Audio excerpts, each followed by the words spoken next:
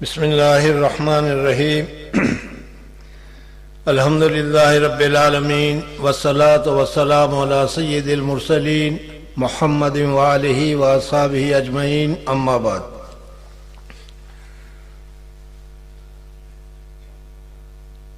کتاب اور شروع کرنے سے پہلے آپ حضرات سے یہ گزارش کرنا چاہتا ہوں کہ اس سے پہلے بھی بخاری شریف کے ختم کے مواقع میسر آئے ہیں، لیکن ان دنوں میں اور آج میں ایک بہت بڑا فرق محسوس کرتا ہوں۔ اس وقت ہمارے سامنے ایسے مشائخ ہمارے اکابرین بیٹھے ہوئے ہیں، ان کے سامنے لب کشائی کرنا یہ بہت ہی زیادہ گھبراہٹ اور خطرے کی بات ہے، لیکن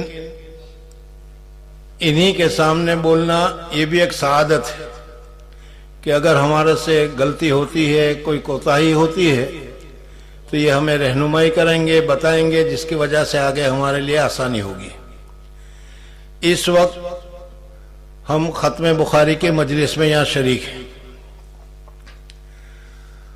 بخاری شریف کا ختم اور اس کی برکات اگر اس کو بیان کیا جائے تو بھی اس میں کافی وقت نکل جائے گا۔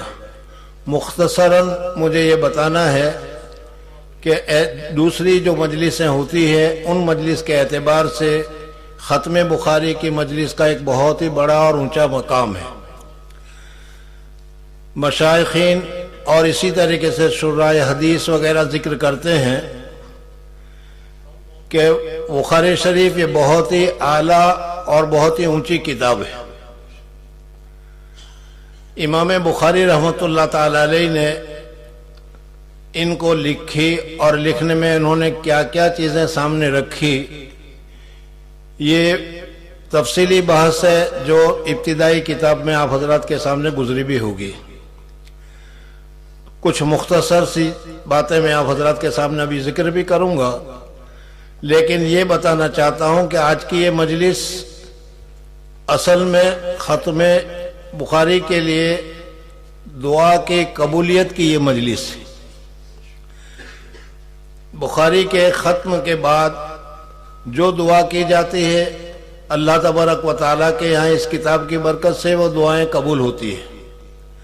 بہت سارے ایسے مشائخ کا تذکرہ ملتا ہے کہ وہ فرماتے ہیں کہ جب بھی ہمیں کوئی ضرورت پیش آئی اور اللہ تبارک و تعالیٰ سے اس ضرورت کو ہمیں مانگنے کی ضرورت پیش آئی تو اس وقت ہم نے بخاری کو ختم کیا، اور بخاری کو ختم کرنے کے بعد دعا کی، اللہ تبارک و تعالیٰ نے ہماری ضرورت کو پورا کیا۔ چنانچہ حضرت شیخ نور اللہ مرقدہ نے فرمایا کہ کسی بزرگ کے متعلق کہ انہوں نے 140 مرتبہ بخاری کو ختم کیا اور صرف دعا کے لیے ختم کیا۔ اس وجہ سے یہ مجلس دعا کی قبولیت کی مجلس ہے، اور آپ حضرات جانتے ہیں کہ ہم سارے کے سارے محتاج ہیں۔ ان دنوں میں جو ہمارے اوپر حالات گزر رہے ہیں، حالات آ رہے ہیں، یا ہماری جو حالت ہو رہی ہے اس کے لیے ہمیں اللہ تبارک و تعالیٰ سے دعائیں قبول کروانی ہے۔ اس وجہ سے دعا کے متعلق خصوصیت کے ساتھ میں بھی درخواست کرتا ہوں آپ حضرات سے کہ اس کے اختتام کے بعد جب دعا کی جائے تو خصوصیت کے ساتھ اپنے لیے، اپنے رشتہ داروں کے لیے، محسنین کے لیے، اور اس کے ساتھ ساتھ خصوصیت کے ساتھ اس پوری امت کے لیے دعا فرمائیں کہ اللہ تبارک و تعالی ہمارے اوپر یہ جو آفات اور بلیات وغیرہ آ رہی ہے ان سب کو دور فرمائے، اور اللہ تبارک و تعالی حضور اقدس صلی اللہ علیہ وسلم کی برکت سے پورے امت کے اوپر رحم فرمائے، نصرت فرمائے، مدد فرمائے اور حفاظت فرمائے۔ بزرگوں اور دوستوں، جیسے میں نے کہا کہ یہ کتاب بہت ہی شاندار کتاب ہے۔ حضرت مولانا انور شاہ صاحب کشمیری رحمۃ اللہ تعالی علیہ کا مقولہ یاد آتا ہے کہ وہ فرماتے ہیں کہ دنیا میں جتنی بھی کتابیں ہیں اس کتابوں کے متعلق یا اس کتابوں کے لیے اگر مجھے کہا جائے کہ ایسی کتاب لکھ دو تو میں آسانی کے ساتھ لکھ سکتا ہوں۔ اللہ تبارک و تعالی نے حضرت مولانا انور شاہ صاحب کشمیری رحمۃ اللہ تعالی علیہ کو جو مقام دیا تھا آپ حضرت جانتے ہیں، لیکن 3 کتابوں کے متعلق انہوں نے فرمایا کہ یہ 3 کتاب ایسی البیلی کتاب ہے کہ اس کے جیسی کتاب لکھنے کی مجھ میں طاقت نہیں۔ ان میں سے ایک کتاب اللہ ہے، قرآن پاک ہے، اور وہ تو ظاہر ہے کہ قرآن پاک کے جیسا قرآن کی ایک آیت بھی اگر ساری دنیا اور ساری دنیا میں رہنے والے سب بھی جمع ہو جائے تو ایک آیت کے برابر نہیں لکھ سکتے۔ یہ اللہ تبارک و تعالیٰ کا کلام ہے۔ دوسرا انہوں نے فرمایا بخاری شریف، امام بخاری رحمۃ اللہ تعالی علیہ نے یہ کتاب جس انداز کے ساتھ جس الویلی شان سے لکھا ہے، اور اس میں امام بخاری رحمۃ اللہ علیہ نے جن جن چیزوں کو ملحوظ رکھا ہے ان کے متعلق آج امت یہ کہہ رہی ہے کہ امام بخاری رحمۃ اللہ تعالی علیہ کی بخاری کی شروحات یا بخاری کی تفصیل آج امت سے نہیں ہو سکی۔ صرف حافظ ابن حجر رحمۃ اللہ تعالی علیہ کے متعلق فرماتے ہیں کہ حضرت حافظ ابن حجر رحمۃ اللہ تعالی علیہ نے ان کی شرح کو لکھ کر کچھ حق ادا کر دیا ہے۔ بہرحال امام بخاری رحمۃ اللہ تعالی علیہ نے اپنی اس کتاب میں جو گر رکھے ہیں، جو باتیں رکھی ہے، جو چیزیں ذکر کی ہیں، اور جس طریقے سے انہوں نے اس کو لکھا ہے وہ بہت ہی زیادہ برکت والی بات ہے، اور اسی برکات کا اثر ہے کہ آج یہ بخاری اصح الکتب بعد کتاب اللہ، قرآن پاک کے بعد سب سے زیادہ صحیح کتاب جو ہے اس میں اس کا شمار ہوتا ہے۔ امام بخاری رحمۃ اللہ علیہ کے حالات آپ حضرات نے پہلے سن لیا ہوگا کہ امام بخاری، جیسے کہ ابھی ہمارے طالب علم نے پڑھا بھی، محمد ابن اسماعیل ابن ابراہیم بخاری رحمۃ اللہ تعالی علیہ، ان کا نام محمد تھا، ان کے والد کا نام اسماعیل تھا۔ حضرت اسماعیل امام مالک رحمۃ اللہ تعالی علیہ کے بہت ہی زیادہ چہیتے اور بہت ہی زیادہ قریبی شاگردوں میں ان کا شمار ہوتا ہے۔ بہت ہی متقی اور پرہیزگار تھے۔ ان کا جب انتقال ہوا تو اس وقت انہوں نے کہا کہ میں نے جتنا مال کمایا ہے اس میں ایک پیسہ بھی شبہ کا نہیں ہے۔ چنانچہ انہی پیسوں کے ذریعے سے امام بخاری رحمۃ اللہ علیہ کی تربیت ہوئی۔ امام بخاری رحمۃ اللہ علیہ کی پیدائش ہوئی، پیدائش کے بعد ان کی آنکھوں میں روشنی چلی گئی، والدہ پریشان، اور اس پریشانی کی حالت میں ان کی والدہ اللہ تبارک و تعالیٰ سے دعا کرتی رہی، اور اس کثرت کے ساتھ اللہ تبارک و تعالیٰ سے انہوں نے دعا کی کہ ایک رات کو انہوں نے خواب میں دیکھا حضرت ابراہیم خلیل اللہ علیہ السلام تشریف لائے، اور تشریف لانے کے بعد ان کی والدہ کو بتایا کہ تمہارے بیٹے کے آنکھوں میں روشنی آ گئی۔ چنانچہ صبح کو دیکھا تو امام بخاری رحمۃ اللہ علیہ کی روشنی آنکھوں میں آ گئی تھی، اور اللہ تبارک و تعالیٰ نے پھر اتنی روشنی ان کو عطا کی کہ امام بخاری رحمۃ اللہ علیہ کے حالات میں لکھا ہے کہ انہوں نے ایک کتاب مستقلاً چاند کی روشنی میں لکھی۔ بہرحال امام بخاری رحمۃ اللہ تعالی علیہ بچپن ہی سے بہت ہی زیادہ متقی اور پرہیزگار تھے، اور بچپن ہی سے ان کو علم کا شوق تھا۔ ہمارے زمانے میں جس طریقے سے بعض بچوں کو شوق ہوتا ہے، کسی کو حفظ کا شوق ہوتا ہے، کسی کو عالم بننے کا شوق ہوتا ہے، کسی کو دوسرا شوق ہوتا ہے، اسی طریقے سے امام بخاری رحمۃ اللہ علیہ کا جو دور تھا اس میں امام بخاری رحمۃ اللہ علیہ کے دور میں حدیث کے یاد کرنے کا، حدیث کے پڑھنے کا، حدیث کے پڑھانے کا عام رواج تھا۔ اس وجہ سے امام بخاری رحمۃ اللہ تعالی علیہ بچپن ہی سے اس زمانے میں جس جگہ پر امام بخاری رحمۃ اللہ تعالی علیہ رہتے تھے وہاں ایک بہت بڑے محدث حدیث کا درس دیا کرتے تھے۔ حدیث کے درس کے متعلق ابھی تھوڑی دیر پہلے آپ حضرات نے سنا کہ واقعی میں اللہ تبارک و تعالیٰ کا بہت بڑا کرم اور بہت بڑا احسان ہے کہ آج حدیث کو حاصل کرنے کے لیے ہمیں دور دراز کا سفر کرنا نہیں پڑتا۔ بلکہ آج ہمارے گھروں پر، ہمارے شہروں میں، ہماری جگہوں پر بھی حدیث اور کیا ہے علم دین اور علوم نبوت کے حاصل کرنے کی سہولت ہو گئی ہے۔ کچھ سال پہلے تک بلکہ ہمارے پڑھنے کے زمانے میں بھی پورے گجرات میں صرف 4 مدرسے تھے۔ انہی 4 مدرسوں میں سارے کے سارے گجرات کے لڑکے پڑھنے کے لیے آیا کرتے تھے۔ ایک ڈابیل میں تھا، 2 راندیر میں تھے اور ایک آنند میں تھا۔ آج الحمدللہ وہاں پر بھی اس 4 کی جگہ پر 80 سے زیادہ مدارس آج قائم ہیں۔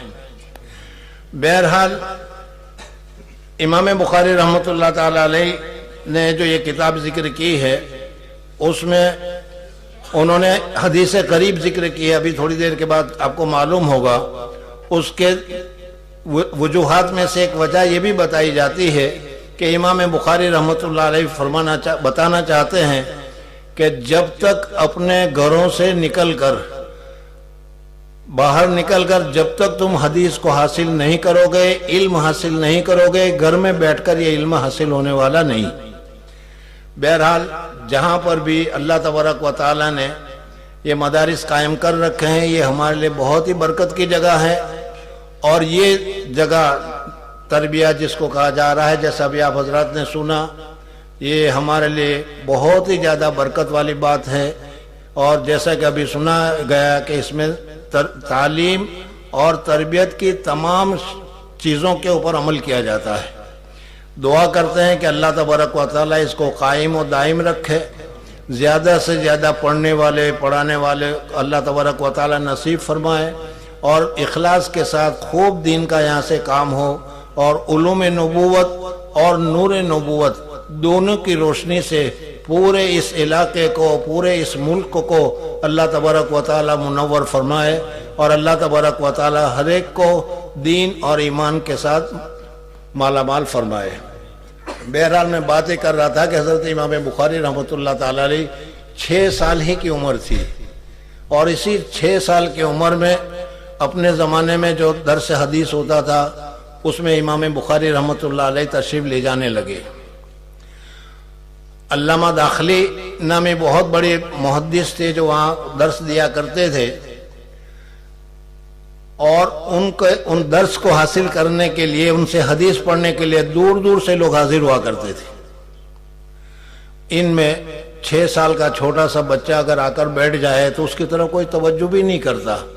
آج بھی اتنے سارے مدارس میں، اتنے سارے لوگوں میں اگر کوئی 6 سال کا 7 سال کا بچہ اگر آ کر بیٹھ جائے تو ہماری اس کی طرف توجہ نہیں ہوتی۔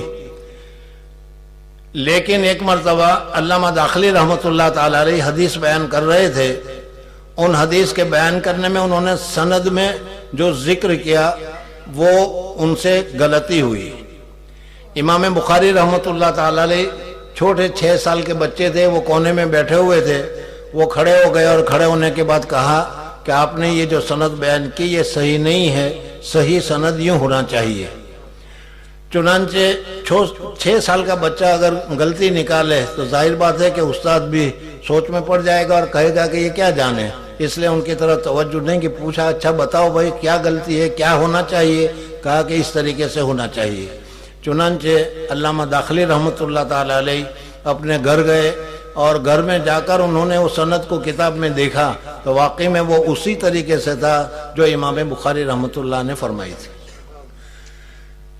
اسی طریقے سے امام بخاری رحمۃ اللہ تعالی علیہ اپنے مقامی علماء سے حدیثیں حاصل کرتے رہے۔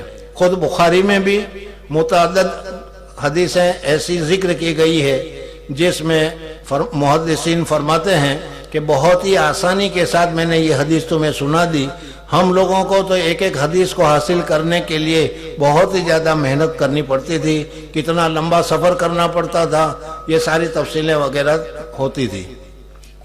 امام بخاری رحمۃ اللہ تعالی علیہ اس کے بعد پھر 16 سال کی عمر ہوئی، اس وقت امام بخاری رحمۃ اللہ تعالی علیہ اپنے والدہ کے ساتھ اور اپنے بھائی کے ساتھ حج کرنے کے لیے تشریف لے گئے، اور پھر اس کے بعد ان کے والدہ اور ان کے بھائی تو واپس آ گئے اور وہ وہاں مکہ متبرک میں رہ کر وہیں سے حدیثیں انہوں نے حاصل کرنا شروع کی اور متعدد بار انہوں نے لمبے لمبے سفر کیے۔ چنانچہ ان کے سوانے میں امام بخاری رحمۃ اللہ علیہ کا بغداد کا اور اسی طریقے سے بخارا سے نکل کر دوسری جگہوں پر جانے کا تذکرہ وغیرہ کافی تفصیل کے ساتھ ملتا ہے۔ امام بخاری رحمۃ اللہ تعالی علیہ نے بہت ہی محنت کے ساتھ حدیثوں کو حاصل کیا۔ تقریباً 9 لاکھ حدیثیں امام بخاری رحمۃ اللہ علیہ کو متن اور سند کے ساتھ پوری طریقے سے یاد تھی، اور اسی میں سے یہ تقریباً 7,000 حدیثیں اس کتاب میں جمع کی، اور وہ بھی اس شان کے ساتھ امام بخاری رحمۃ اللہ تعالی علیہ نے جمع کی کہ اس کے حدیث کے ذریعے سے استدلال کس طریقے سے ہوتا ہے، تفقہ اس میں کس طریقے سے حاصل ہوتا ہے، مسائل کس طریقے سے استخراج کیا جاتا ہے، وہ ساری تفصیلیں انہوں نے اس میں ذکر کی ہے۔ چنانچہ امام بخاری رحمۃ اللہ تعالی علیہ نے بخاری شریف تصنیف کرنے کا ارادہ کیا، اور اس کے لیے بھی حضرت اسحاق ابن راہوی رحمۃ اللہ تعالی علیہ جو ان کے استاد تھے، حضرت امام احمد ابن حنبل رحمۃ اللہ علیہ جن کا تذکرہ ابھی آپ سن رہے تھے، یہ بھی امام بخاری رحمۃ اللہ علیہ کے استاد ہیں، یحییٰ معین رحمۃ اللہ تعالی علیہ بھی ان کے اساتذہ ہیں۔ بہرحال ان حضرات نے حضرت امام بخاری رحمۃ اللہ علیہ سے کہا بھی، اور امام بخاری رحمۃ اللہ تعالی علیہ کو کچھ مبشرات بھی ایسا ہے کہ جس کی وجہ سے انہوں نے ارادہ کر لیا کہ مجھے صحیح حدیثوں کو جمع کرنا چاہیے، اور پھر صحیح حدیث کو اس طریقے سے امام بخاری رحمۃ اللہ تعالی علیہ نے اس کتاب میں جمع کیا۔ اس سے پہلے حدیثیں جمع ہوتی تھی، لیکن جس طرز کے ساتھ جس طریقے سے امام بخاری رحمۃ اللہ تعالی علیہ نے اس بخاری شریف میں حدیثوں کو جمع کیا ہے، استدلال کیا ہے، یہ حضرت امام بخاری رحمۃ اللہ تعالی علیہ کا خاصہ ہے۔ امام بخاری رحمۃ اللہ علیہ کے علاوہ کسی امام نے بھی اس طریقے سے حدیثوں کو جمع نہیں کیا۔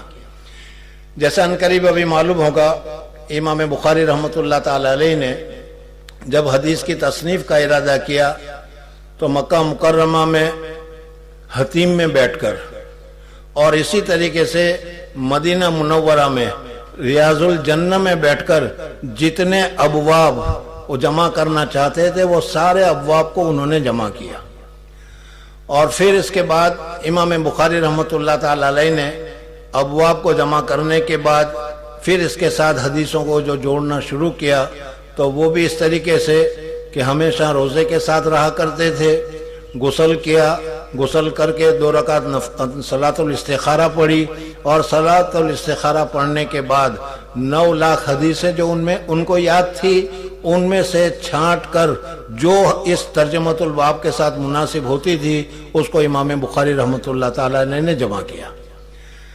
بہرحال تقریباً 16 سال تک امام بخاری رحمۃ اللہ تعالی علیہ نے اس بخاری شریف کو تصنیف کرنے میں لگایا، اور پھر اس کے بعد امام بخاری رحمۃ اللہ تعالی علیہ نے 26 سال تک تقریباً بخاری شریف کا درس دیا، اور امام بخاری رحمۃ اللہ تعالی علیہ سے پڑھنے والے مرد بھی تھے، عورتیں بھی تھیں، اور بہت کثرت سے لوگوں نے ان سے فیض حاصل کیا، اور تقریباً 1 لاکھ سے بھی زیادہ شاگرد امام بخاری رحمۃ اللہ علیہ چھوڑ کر گئے۔ بہرحال یہ کتاب ہمارے سامنے ہے۔ اس وقت امام بخاری کے متعلق زیادہ کہنے کی تو ضرورت نہیں ہے۔ اللہ تبارک و تعالیٰ نے ان کے اوپر ابتلا بھی آئے، آزمائش بھی آئی، اور ابتلا اور آزمائش آیا ہی کرتی ہے۔ حضور اقدس صلی اللہ علیہ وسلم نے ایک حدیث میں فرمایا، اشد البلاء الانبیاء ثم الامثل فالامثل، سب سے زیادہ آزمائش اللہ تبارک و تعالیٰ نبیوں کی کرتے ہیں۔ خود حضور اقدس صلی اللہ علیہ وسلم نے فرمایا کہ نبیوں میں سب سے بڑا درجہ میرا ہے، اس وجہ سے سب سے زیادہ آزمائش میری ہوتی ہے۔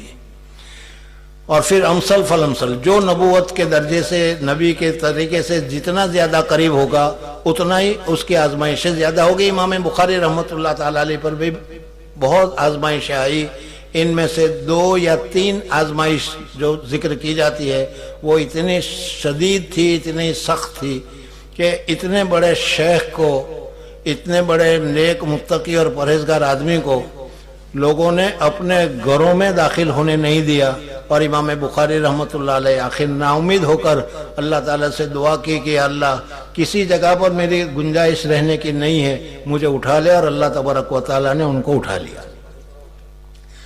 اٹھانے کے بعد ان کے دفن کیا گیا، تو دفن کرنے کے بعد ان کے قبر سے مٹی سے مشک سے بھی زیادہ بہترین خوشبو آنے لگی۔ لوگ ان کی قبر کی مٹی کو لے جانے لگے تبرک کے طور پر۔ عامتاً ایسا ہوتا ہی ہے کہ جب تک کوئی آدمی کام کا دنیا میں ہوتا ہے ہم اس کی قدر نہیں کرتے، اور پھر اس کے مرنے کے بعد ہم اس کی قدر کرتے ہیں۔ اچھا، اس طریقے سے امام بخاری رحمۃ اللہ تعالیٰ علیہ کے ساتھ بھی ہوا کہ پھر ان کی قبر سے مٹی جو خوشبو والی ہوتی تھی اس کو لے جانے لگے۔ روزانہ ان کی مٹی کے اوپر مٹیوں کو اور ڈلوانا پڑتا تھا، ورنہ تو قبر کھل جایا کرتی تھی۔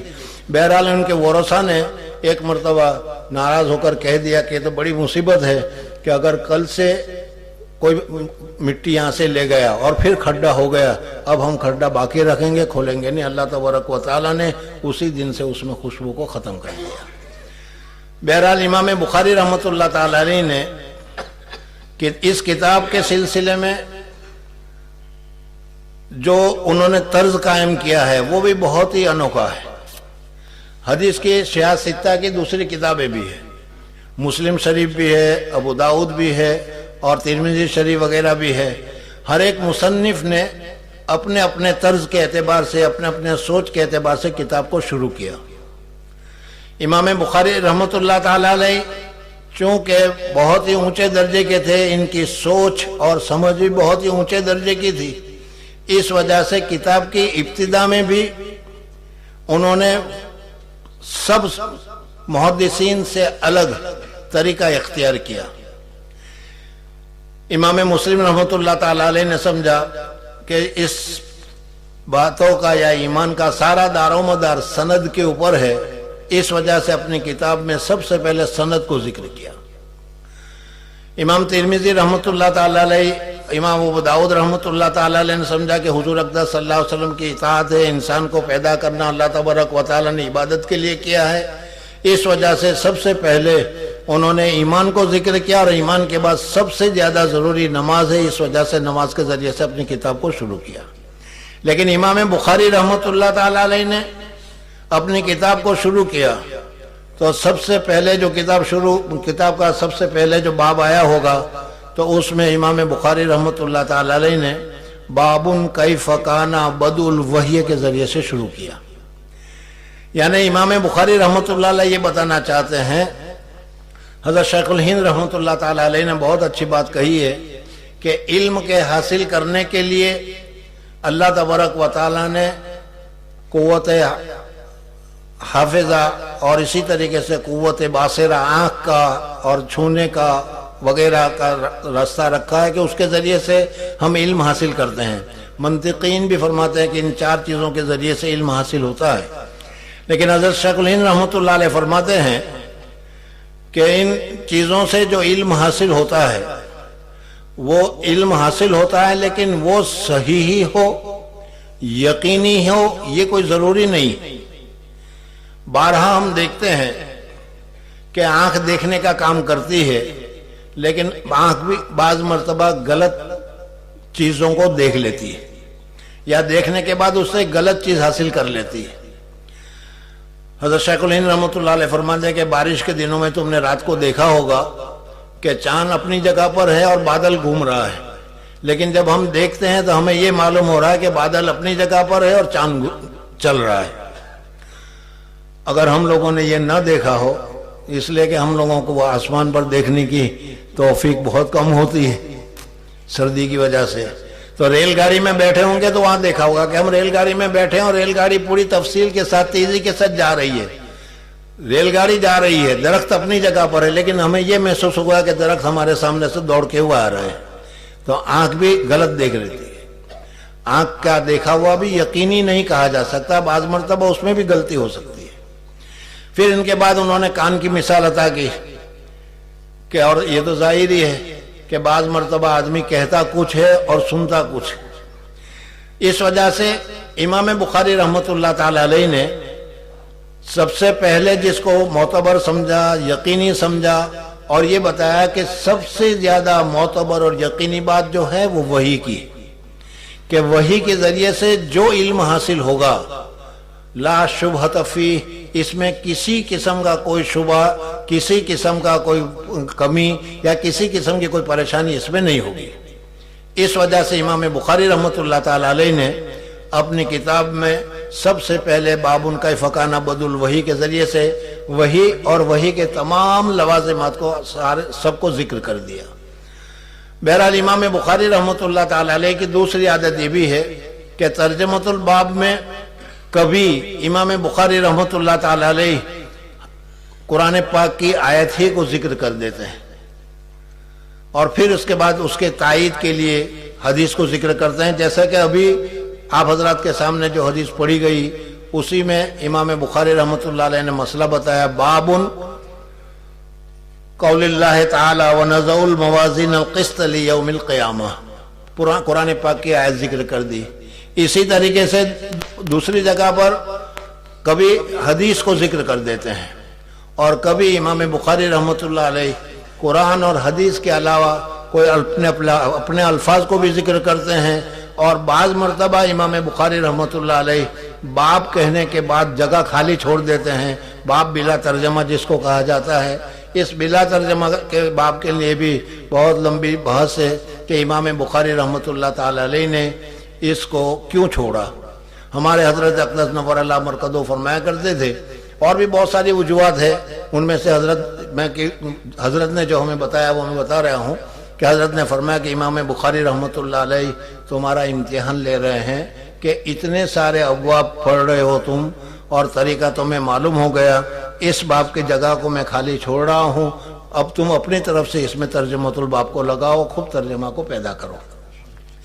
بہرحال بات چل رہی تھی امام بخاری رحمۃ اللہ علیہ کی کتاب کی ابتدا کی۔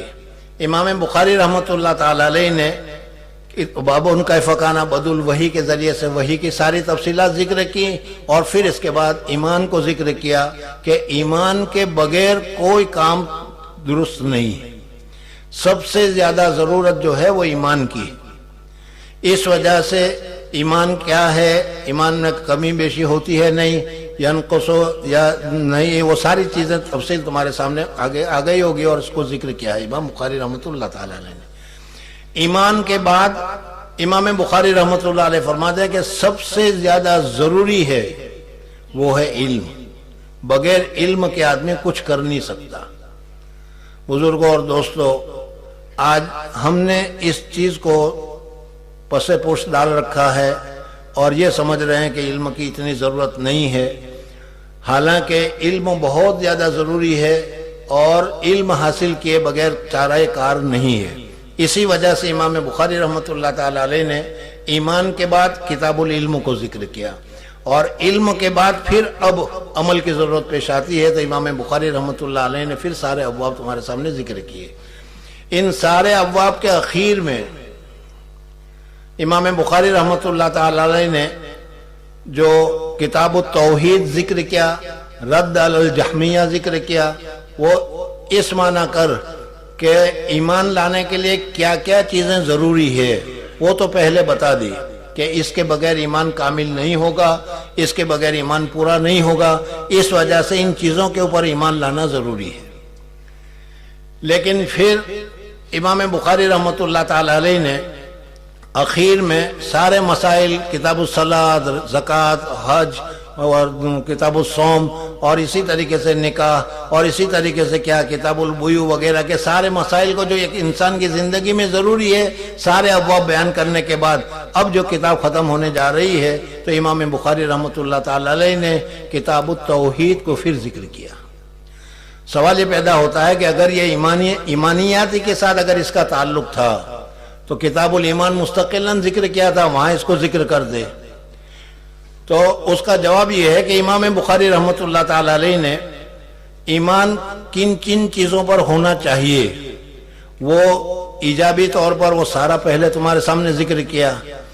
اب اس باب میں اخیر میں ان چیزوں سے بچنے کی ضرورت ہے، اس لیے کہ دنیا میں 3 قسم کے لوگ ہوتے ہیں۔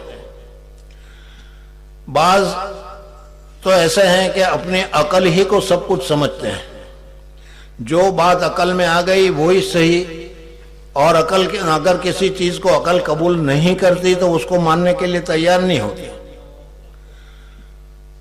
آج کا دور بھی اگر کچھ دیکھا جائے تو تقریباً ایسا ہی ہے کہ میری سمجھ میں آ گیا، میں سمجھوں، مجھے صحیح لگا، وہی صحیح ہے، دنیا چاہے کچھ بھی کہتی رہے میں اس کو ماننے کے لیے تیار نہیں۔ دوسرا ایک طبقہ انسانوں کا ایسا ہے کہ جن کو عقل سے کچھ پڑی ہی نہیں، وہ صرف نفسانیت کے پیچھے پڑے ہیں، خواہشات کے پیچھے پڑے ہیں۔ اولئک کالانعام بل ہم اضل سبیلا، جانور کی طرح بس کھاؤ پیو مزہ کرو عیش کرو، اور اس کے علاوہ انہیں کچھ پڑی نہیں۔ اور ایک تیسرا طبقہ ہے کہ وہ عقل کو بھی معتبر مانتا ہے، عقل کو بھی ضروری مانتا ہے، لیکن اس کے ساتھ ساتھ وہ شریعت کو بھی، قرآن اور حدیث کو بھی معتبر مانتا ہے، اور کہتا ہے کہ ہم اسی بات کو مانیں گے جو قرآن اور حدیث سے ثابت ہے، جو چیز قرآن اور حدیث سے ثابت ہے وہ ہماری سمجھ میں آئے یا نہ آئے ہم اس کو مانیں گے، اس کے علاوہ ہم کسی دوسری چیز کو نہیں مانیں گے۔ یہ طبقہ کامیاب طبقہ ہے، اور یہی صحیح آدمی میں صحیح جماعت ہے جو دنیا میں اللہ تبارک و تعالیٰ کے دین کو، حضور اقدس صلی اللہ علیہ وسلم کی شریعت کو، کہ چاہے ہماری سمجھ میں آئے یا نہ آئے، شریعت نے کہہ دیا کہ اس میں فلاح ہے، شریعت نے کہہ دیا کہ اس میں کامیابی ہے، چاہے ہمیں کامیابی نظر نہ آئے لیکن ہماری کامیابی یہی ہے۔ یہ تیسری قسم کے لوگ ہیں۔ حضور اقدس صلی اللہ علیہ وسلم جب تشریف لائے تھے اور صحابہ کرام رضوان اللہ تعالیٰ علیہ مجمعین کے حالات حضور اقدس صلی اللہ علیہ وسلم کی تشریف آوری سے پہلے کیا تھی، آپ حضرات کے سامنے اس کو دوبارہ ذکر کرنے کی ضرورت نہیں۔ مختصر میں صرف اتنا کہوں کہ اس زمانے کی جو دو بڑی سپر طاقتیں تھیں، جس کو رومن امپائر کہا جاتا تھا یا جس کو ایرانین کہا جاتا تھا، وہ ان کی حکومت پھیلی ہوئی تھی، لیکن عربیہ میں حضور اقدس صلی اللہ علیہ وسلم کا جو شہر ہے یا حضور اقدس صلی اللہ علیہ وسلم کا جو ملک ہے، اس ملک میں ان کی حکومت نہیں تھی یا حکومت کرنا ہی نہیں چاہتے تھے وہ، اس وجہ سے کہ ان کے نزدیک یہ ایسے ہی تھے کہ ان کے اوپر جنگلی جانور کی طرح ان کے اوپر کوئی حکومت کر کے کیا کرے گا۔ اس وجہ سے نہ رومن امپائر والوں کا نہ کیا ہے ایران والوں کا کسی کا کوئی ان کے اوپر غلبہ وغیرہ نہیں تھا۔ بہرحال ان کے ہاں اسی طریقے سے چل رہا تھا، جس کی لاٹھی اس کی بھینس، اور اسی طریقے سے وہ اپنی زندگی گزارا کرتے تھے۔ لیکن حضور اقدس صلی اللہ علیہ وسلم کی تشریف آوری کے بعد حضور اقدس صلی اللہ علیہ وسلم نے بہت ہی مختصر عرصے میں 23 سال میں پوری قوم کی ایسی تربیت فرمائی، پوری قوم کو ایسی تعلیم دی کہ آج وہ رضی اللہ عنہم ورضوا عنہ کے درجے پر وہ پہنچ گئے۔ اور علماء لکھتے ہیں کہ آج بھی غوث یا قطب یا جتنا بھی اونچا کوئی درجہ ہو وہ آدمی عبادت کے ذریعے سے حاصل کر سکتا ہے، لیکن کوئی بھی غوث یا قطب صحابیت کے درجے تک نہیں پہنچ سکتا۔ بہرحال امام بخاری رحمۃ اللہ تعالیٰ علیہ نے یہ بتانا چاہتے ہیں کہ حضور اقدس صلی اللہ علیہ وسلم کی تعلیم کے ذریعے سے جو بات ان کو حضور اقدس صلی اللہ علیہ وسلم سے سن لی یا پہنچ گئی، انہوں نے اسی بات کو حق سمجھا، اور اس میں کسی قسم کا کوئی اشتباہ یا کسی قسم کا کوئی شک یا شبہ کرنے کی ان کو گنجائش باقی ہی نہیں رہی۔ خود حضور اقدس صلی اللہ علیہ وسلم نے فرمایا کہ خیر القرون قرنی، بہترین زمانہ میرا زمانہ ہے۔ لیکن حضور اقدس صلی اللہ علیہ وسلم کے زمانے کے بعد پھر حالات ایسے آنے لگے، اور اسی طریقے سے اسلام بھی دور دور تک پھیلنے لگا۔ حضور اقدس صلی اللہ علیہ وسلم کے زمانے تک تو مکہ مکرمہ اور ارد گرد تک ہی اسلام پھیلا ہوا تھا۔ حضرت ابوبکر صدیق رضی اللہ تعالیٰ عنہ کے دور میں اتنا زیادہ نہیں ہوا، لیکن حضرت عمر فاروق رضی اللہ تعالیٰ عنہ کا جب دور آیا ہے تو اس دور میں، اور حضرت عثمان غنی رضی اللہ تعالیٰ عنہ کا جو دور آیا اس میں اسلام مکہ مکرمہ سے مدینہ منورہ سے پھیلتے پھیلتے خود ہمارے ملک تک بھی پہنچ چکا۔ ظاہر بات ہے کہ اسی طریقے سے لوگ نئے نئے مسلمان ہوتے رہے، انہوں نے اپنی پرانی ذہنیت، پرانی کتابیں تھی، اس وجہ سے پرانی باتیں ان کے دلوں میں تھی، اس وجہ سے انہوں نے کچھ شکوک اور شبہات وغیرہ بھی پیدا کرنے شروع کر دیے۔ اور اسی کے بعد پھر وہ دوسرے فرق، جس کو فرق باطلہ کہا جاتا ہے، اس کی ابتدا شروع ہو گئی۔ سب سے پہلے جو فرقہ پیدا ہوا وہ جہمیہ کا فرقہ ہے۔ جہم ابن صفوان نام ایک آدمی تھا، اور اس نے اپنے عقائد میں ایسی شبہات وغیرہ پیدا کرنے شروع کیے کہ جس کی وجہ سے سن 164 میں ان کو قتل کیا گیا۔ بہرحال امام بخاری رحمۃ اللہ تعالی علیہ نے رد علی الجہمیہ کے ذریعے سے انہی فرق کے متعلق ذکر کیا ہے، اور پھر اس کے بعد دوسرے فرقے پیدا ہوتے رہے، معتزلہ ہے، خوارج ہے، اور اس کے علاوہ بہت سارے فتنے اور فرقے پیدا ہوتے رہے، اور انہوں نے اپنے اپنے طور پر اپنے اپنے مسائل، اپنے اپنے عقائد وغیرہ ذکر کرنا شروع کیے۔ امام بخاری رحمۃ اللہ تعالی علیہ نے اس کتاب کے اخیر میں، جو ابھی کتاب ان کی چل رہی ہے، اس میں انہی فرق باطلہ کے رد میں امام بخاری رحمۃ اللہ تعالی علیہ نے اس کو ذکر کیا، اور ذکر کرنے کے بعد بتایا کہ ایمان میں اگر اس قسم کے شکوک اور شبہات اگر پیدا ہو جائیں گے تو پھر تمہارا ایمان صحیح سالم باقی نہیں رہے گا۔ اس وجہ سے اس قسم کے شکوک یا شبہات کو، یا فرق باطلہ جس کو کہا جاتا ہے، ان فرق باطلہ کے عقائد کو اپنے اندر جگہ نہیں دینی چاہیے، اور اس جگہ دینے سے بھی بچنا چاہیے، اور اگر خدا نخواستہ پیدا ہو جائے تو جلدی اس کی اصلاح کر لینی چاہیے۔ اسی وجہ سے اخیر میں امام بخاری رحمۃ اللہ نے ان کو ذکر کیا۔ انہی میں سے اور مسائل تو آگے ان کے سامنے گزر گئے، ان کو میں ذکر نہیں کرتا۔ ایک ذکر یہ کرتا کہ ہم سب کے سب یہ مانتے ہیں کہ اللہ تبارک و تعالی نے ہم کو دنیا میں پیدا کیا ہے، اور پیدا کرنے کے بعد قرآن پاک کی آپ تفسیر دیکھیں، قرآن پاک کی آیات کو دیکھیں تو اس میں بہت تفصیل کے ساتھ یہ بتایا گیا ہے کہ یہ دنیا ہمیشہ رہنے والی نہیں، ایک مدت کے بعد اللہ تبارک و تعالیٰ اس کو ختم کرنے والے ہیں، اور ختم کرنے کے بعد سب کو اللہ تبارک و تعالیٰ کے سامنے حساب کتاب کے لیے کھڑا ہونا ہے، جس کو یوم الجزا، یوم الدین، قیامت کا دن وغیرہ سے ہم تعبیر کرتے ہیں۔ ان میں اللہ تبارک و تعالیٰ قرآن پاک میں فرماتا ہے کہ فَمَن يَعْمَلْ مِثْقَالَ ذَرَّةٍ خَيْرًا يَرَهُ، ذرا سا بھی، ذرہ کے برابر بھی کام کیا ہوگا خیر کا، اللہ تبارک و تعالیٰ سامنے حاضر کریں گے۔ وَمَن يَعْمَلْ مِثْقَالَ شَرَّةٍ يَرَهُ، جو شر ذرا سی بھی کوئی برائی کی ہوگی ساری اللہ تبارک و تعالیٰ حاصل کریں گے، سب کا حساب کتاب ہوگا۔ ہمارا عقیدہ ہے، اور یہ بالکل صحیح ہے، کہ ہمیں اللہ تبارک و تعالیٰ کے سامنے حاضر ہونا ہے، اور یہ بہت ہی سخت مرحلہ ہے۔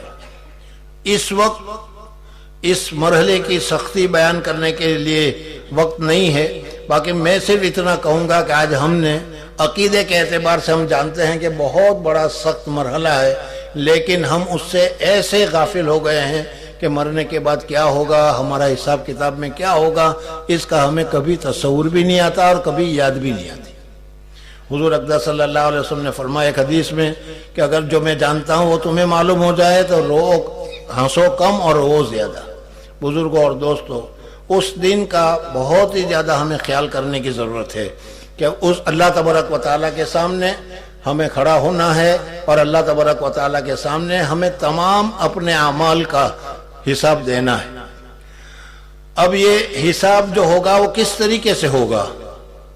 صحابہ کرام رضوان اللہ تعالی علیہ اجمعین کے متعلق تو میں نے بتا دیا کہ قرآن پاک نے کہہ دیا، حضور اقدس صلی اللہ علیہ وسلم نے فرما دیا، ان کے دل میں اتنا پختہ بیٹھ گیا کہ اللہ تبارک و تعالیٰ کے سامنے حساب کتاب ہونا ہے، اور اتنے وہ رویا کرتے تھے، اتنے وہ ڈرا کرتے تھے کہ سب سے زیادہ فکر ان کو ہوا کرتی تھی تو یہی ہوا تھی کہ مرنے کے بعد کیا ہوگا۔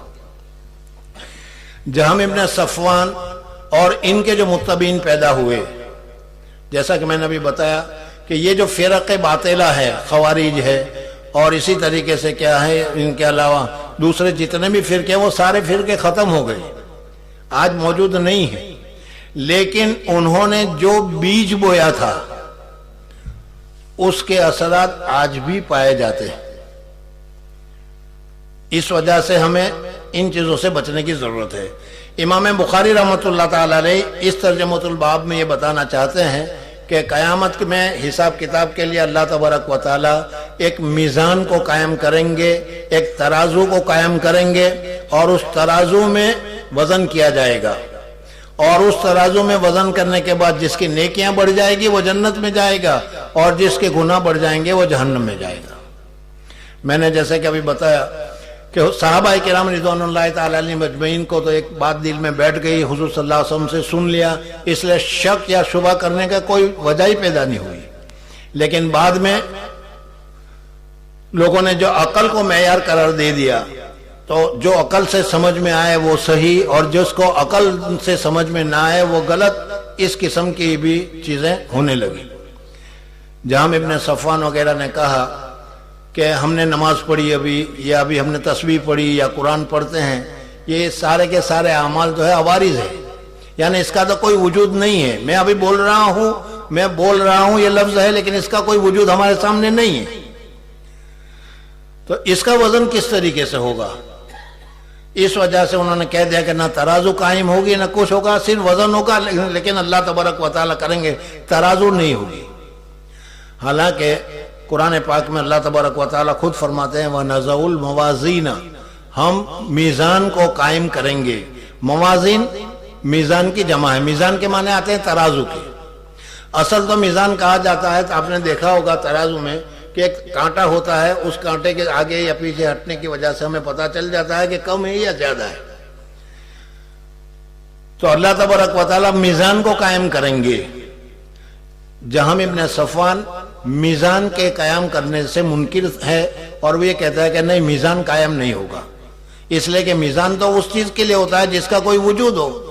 اگر کوئی لکڑی نہ تولنا ہو تو اس کے لیے میزان ہوگا، اور سونا تولنا ہو تو اس کے لیے میزان ہوگا، لیکن کیا ہے، آواز کے لیے کوئی میزان وغیرہ کی ضرورت نہیں ہے۔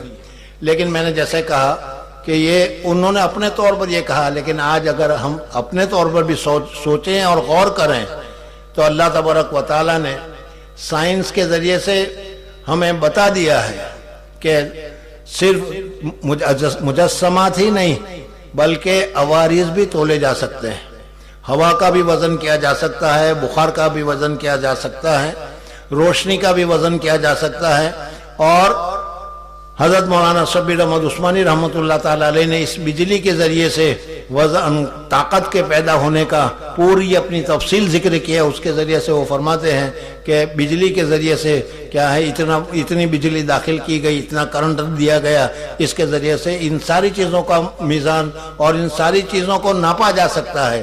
تو اللہ تبارک و تعالیٰ کہ مخلوق اگر اس طریقے سے کر سکتی ہے تو خالق بدرجہ اولیٰ اس کو کر سکتا ہے۔ بہرحال امام بخاری رحمۃ اللہ علیہ فرماتے ہیں کہ وَنَزَعُ الْمَوَازِينَ، باب اللہ تبارک و تعالیٰ کے اس فرمان میں کہ ہم قائم کریں گے میزان کو۔ سوال یہ پیدا ہوتا ہے کہ موازین جمع میزان کی، ایک ترازو کافی ہے، پھر جمع کے ترازویں، بہت ساری ترازو ہم قائم کریں گے، اس بہت ساری ترازوؤں کی کیا ضرورت ہے؟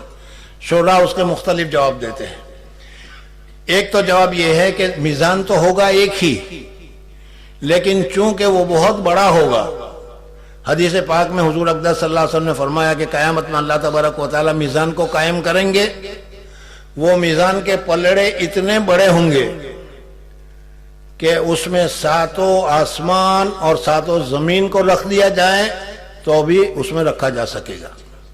اس سے معلوم ہوا کہ بہت بڑا میزان ہوگا، بہت بڑی ترازو ہوگی، اور جو کوئی بڑی چیز ہوتی ہے تو اس کو ہم اعزاز کے ساتھ، احترام کے ساتھ، جمع کے صیغے کے ساتھ استعمال کرتے ہیں۔ جیسے ایک آدمی ہو تو اس کو کہتے ہیں تو، لیکن اگر اس کا احترام کرنا ہو تو ہم کہتے ہیں آپ۔ اس طریقے سے اللہ تبارک و تعالیٰ نے یہاں موازین کو ذکر کیا، وہ اعزاز اور احترام کی وجہ سے ذکر کیا۔ دوسرا جواب یہ ہے کہ ہر ایک ترازو الگ الگ ہوگی۔ جیسے دنیا میں ہم دیکھتے ہیں کہ لکڑیاں تولنے کی ترازو ہوتی ہے، وہ الگ ہوتی ہے، روئی کے تولنے کی ترازو ہوتی ہے، وہ الگ ہوتی ہے، سونے کو وزن کرنے کی ترازو ہوتی ہے، وہ الگ ہوتی ہے، اور ہیرا وغیرہ کو تولنے کی ترازو ہوتی ہے، وہ الگ ہوتی ہے۔ تو اسی طریقے سے نماز کی ترازو الگ، روزے کی ترازو الگ، اور اسی طریقے سے دوسرا مختلف جماعتوں کی جو ہوگی اس کی تقسیم ہوگی، اور اس کے اعتبار سے مختلف ترازویں ہوگی۔ بہرحال ترازو اسی وجہ سے امام بخاری رحمۃ اللہ تعالی علیہ نے یہاں پر اس آیت کو ذکر کیا جس میں موازین کا لفظ ذکر کیا گیا ہے، اور رکھیں گے ہم، مقرر کریں گے ہم میزان کو القسط لیوم القیامہ، قیامت کے دن کے لیے۔ پھر اس کے بعد امام بخاری رحمۃ اللہ علیہ فرماتے ہیں وَأَنَّ أَعْمَالُ بَنِي آدم، انسانوں کے اعمال ہے وہ اعمال کا وزن کیا جائے گا، نماز ہے اس کا وزن کیا جائے گا۔ لیکن درمیان میں ایک بات یہ بتا دوں کہ ہم یہ سمجھ لیں کہ میں نے اتنے حج کیے ہیں، اتنے عمرہ کیے ہیں، اور میں نے اتنی نمازیں پڑھی ہیں، اتنا قرآن ختم کیا ہے، اللہ تبارک و تعالیٰ کے یہاں وہی عمل مقبول ہوتا ہے، اللہ تبارک و تعالیٰ کے یہاں وہی عمل پہنچتا ہے جو اخلاص کے ساتھ کیا گیا ہو۔ اس وجہ سے اخلاص کے ساتھ جو عمل بھی کیا گیا ہوگا اللہ تبارک و تعالیٰ کے یہاں وہ مقبول ہوگا، اور وہ ہمارے نامہ اعمال میں ہوگا۔ امام بخاری رحمۃ اللہ تعالیٰ علیہ اس ترجمۃ الباب سے ہمیں یہ بتانا چاہتے ہیں، پہلی حدیث میں انہوں نے بتا دیا تھا انما الاعمال بالنیات، اور اب یہ بتا رہے ہیں کہ دیکھو اعمال کا اعتبار ہے، اللہ تبارک و تعالیٰ کے اعمال کو تولا جائے گا، لیکن وہی اعمال مقبول ہیں جو اعمال خالص اللہ کی رضا کے لیے کیا گیا ہو۔ وَأَنَّ أَعْمَالُ بَنِي آدم، انسان کے اعمال تولے جائیں گے۔ جہمیہ کے اوپر رد ہو گیا، وہ تو نہ کہتے ہیں کہ کچھ تولا نہیں جائے گا، لیکن امام بخاری رحمۃ اللہ علیہ اس آیت کو سامنے رکھنے کے بعد فرماتے ہیں کہ اعمال کا وزن ہوگا۔ اب اس کے بعد اختلاف ہے کہ اعمال سے کیا مراد ہے، کس چیز کا وزن ہوگا۔ پہلا قول تو یہ ہے کہ اللہ تبارک و تعالیٰ نے ہر ایک آدمی کے لیے داہنے اور بائیں کندھے کے اوپر 2 فرشتے رکھ رکھے ہیں جس کو ہم کرامن کاتبین کہتے ہیں۔ یہ ہمارے ہر سیکنڈ کے حالات پوری طریقے سے لکھ رہے ہیں، اور جو وہ دفتر قائم کر رہے ہیں ان دفتروں کا وزن ہوگا۔ اور استدلال اس حدیث سے کہ جس حدیث میں حضور اقدس صلی اللہ علیہ وسلم نے فرمایا کہ قیامت کے دن ایک آدمی کو لایا جائے گا اور اس کے 99 دفتر، اور وہ بھی حد نظر تک جتنے بھی ہوں گے وہ سارے کے سارے گناہوں سے بھرے پڑے ہوں گے۔ وہ آدمی سوچے گا اور اللہ تبارک و تعالیٰ سے گزارش کرے گا کہ اب میرا کیا وزن کیا جانا ہے، 99 دفتر ہیں اور سارے کے سارے گناہ سے بھرے ہیں، اس وجہ سے مجھے جہنم کا حکم دے دیا جائے۔ اللہ تبارک و تعالیٰ فرمائے گا کہ آج کسی پر بھی ظلم نہیں ہوگا، آج ہر ایک کا انصاف ہوگا۔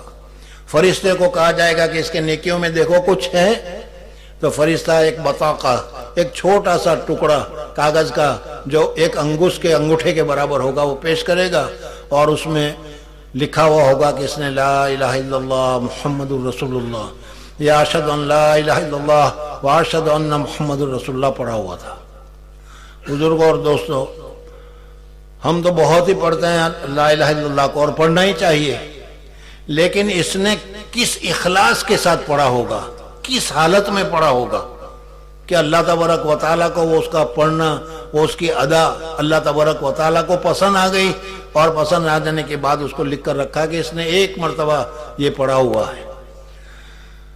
چنانچہ آپ حضرات نے حدیث کو تفصیل سے سنا ہوگا، اس میں یہ ہے کہ پلڑے میں دونوں چیزوں کو رکھا جائے گا، ایک میں لا الہ رکھا جائے گا اور دوسرے میں سارے وہ اس کے دفاتر رکھے جائیں گے، لیکن وہ سارے کے سارے دفاتر ہلکے ہو جائیں گے، اور یہ چھوٹا سا ٹکڑا جو ہے وہ اتنا بھاری ہو جائے گا کہ اللہ تبارک و تعالیٰ اس کو جنت میں جانے کا حکم فرمائے گا۔ تو اس سے معلوم ہوا کہ وزن ان اعمال کا ہوگا، ان دفتروں کا ہوگا جو کرامن کاتبین وغیرہ لکھ رہے ہیں۔ دوسرا قول یہ ہے کہ دفتروں کا وزن نہیں ہوگا، بلکہ اعمال ہی کو اللہ تبارک و تعالیٰ تبدیل فرما دیں گے۔ اور اس کی تائید یا دلیل حضرت ابراہیم علیہ السلام کی وہ حدیث ہے، حضور اقدس صلی اللہ علیہ وسلم معراج میں تشریف لے گئے تو حضور اقدس صلی اللہ علیہ وسلم کو حضرت ابراہیم علیہ السلام نے فرمایا کہ اپنی امت کو میرا سلام کہنا اور کہنا کہ جنت جس کو تم کہہ رہے ہو جنت یہ چٹیل میدان ہے، جتنا تم کلمہ پڑھو گے، جتنا تم ذکر کرو گے، اللہ تبارک و تعالیٰ ایک درخت کو یہاں پر پیدا کر دے گا۔ اس وجہ سے جتنا باغ، جیسا باغ تم چاہتے ہو اتنی اللہ کی عبادت کرتے رہو، وہی عبادت وہاں پر بدل جائے گی۔ اور دوسری حدیث سے بھی معلوم ہوتا ہے کہ جہنم میں جو آگ اور سانپ اور بچھو وغیرہ لگائے جائیں گے، وہ سانپ اور بچھو وہی ہمارے برے اعمال ہوں گے جو دنیا میں ہم نے کیا تھا۔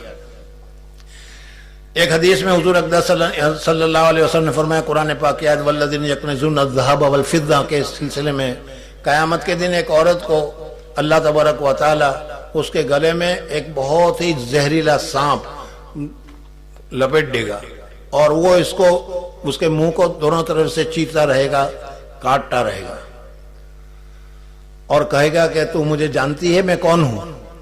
وہ عورت کہے گی کہ میں تو نہیں جانتی کون ہے تو۔